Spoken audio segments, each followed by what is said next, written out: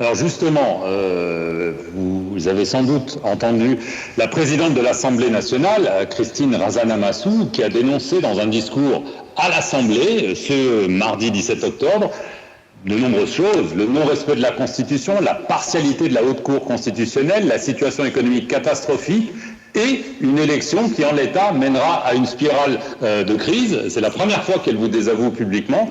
Est-ce que ce n'est pas la preuve, là, que la crise est bien plus profonde que vous ne le pensez ou que vous ne le disiez?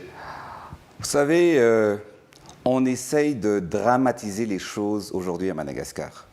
Et ce qui est vraiment désolant, c'est que c'est pas la population.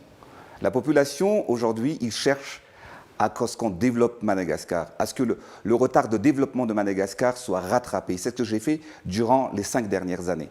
Aujourd'hui, par rapport à cette déclaration que vous avez dite tout à l'heure, j'aimerais vous dire que la Constitution à Madagascar, c'est quand même unique au monde et qui crée tous ces problèmes et désordres actuellement, parce qu'avec l'opposition, quand nous avons changé la Constitution, il a été dit et stipulé dans la Constitution que le président candidat devrait démissionner 60 jours avant les élections. Et Madagascar est l'unique pays où un président sortant doit démissionner justement à la veille des élections. Et c'est pour cette raison qu'il y a beaucoup de mouvements actuellement, puisque tout le monde essaye de justifier leur positionnement pour être à la tête du pays. Donc tout ça, on a fait tout ça justement parce que pour qu'il y ait une alternance démocratique à Madagascar.